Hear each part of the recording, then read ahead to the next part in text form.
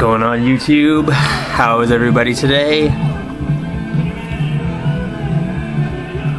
Amazing, good to hear. So today we're going to talk about kind of an older album from 1986.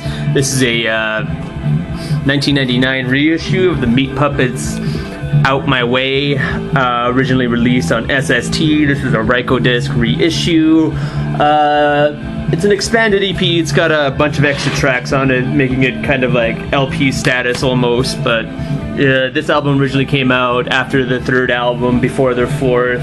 The band went on this kind of hiatus for a little while because their guitarist got his finger slammed in the door and got broken in two places, so the band had to go on this little bit of a sabbatical, a little bit of a, a little bit of a break while he healed. But yeah, it's a pretty Meat Puppets. They formed in 1980 in this place called Paradise Valley, and it's kind of close to, I guess it's a suburb of Phoenix, Arizona. It consists of three people. There's two brothers, Kurt and Chris Kirkwood, and a drummer named Derek Boston. These guys broke up a bunch of times. They broke up in 96. They broke up again in 2002.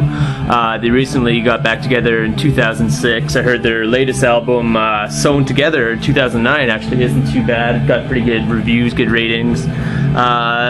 This album is where the Meat Puppets started to go in a more rock direction, more of a kind of alt rock. These guys always like to incorporate a lot of country aesthetic, a lot of punk aesthetic into the genre called cowpunk, I guess. It's like cowboy punk rock, but there's also a lot of psychedelic on here, a lot of acid rock. It's actually pretty varied. It's pretty they showcase a lot of musical dexterity on this album.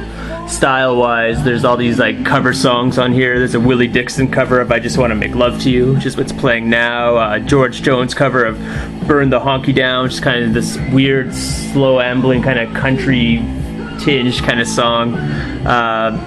It's got this experimental track on here too, this almost borderline like techno track called Backward Drums, which I really enjoyed. It was pretty well made, pretty weird.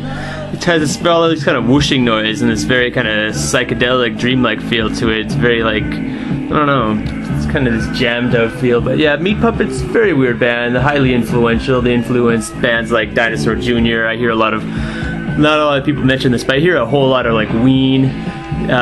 Ween's probably heavily influenced by Meat Puppets for sure, and like Nirvana goes without saying, Pavement, Soundgarden, and on and on.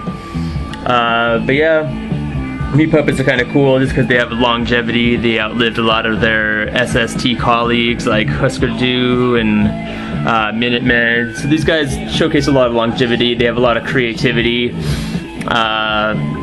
variety of musical influences on here. These guys also have a lot of spontaneity in the work. There's all these like,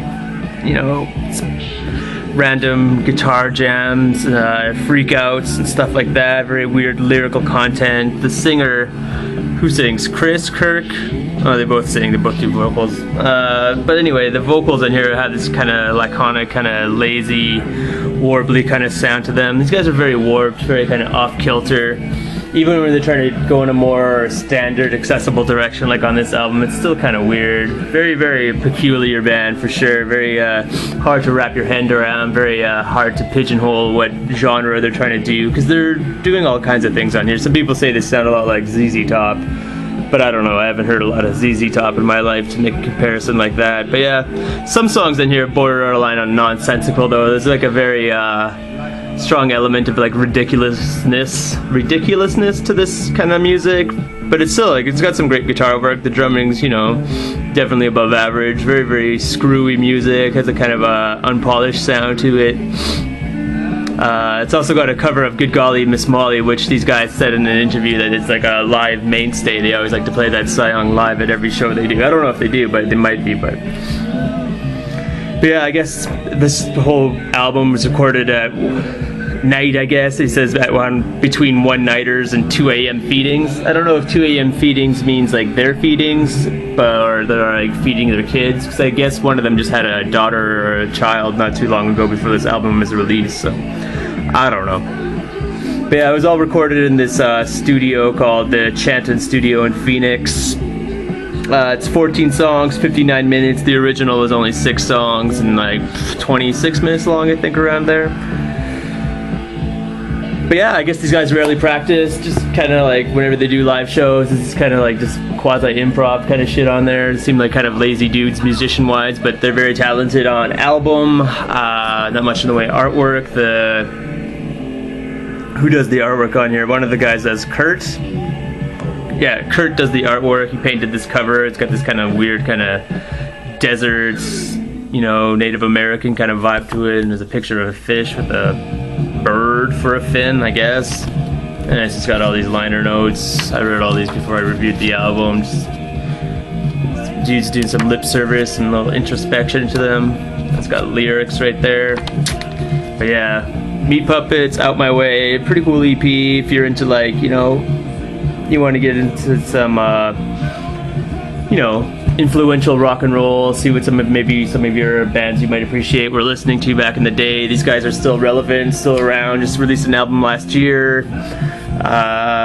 Pretty good. Like, some of the parts of this album are a little too much for me to listen to. They get a little too, like, nonsensical for my taste, but I can appreciate the musicianship, the influence these guys had. Meat Puppets, Out My Way, 1986, 1999, Rykodisc reissue. It's not too bad.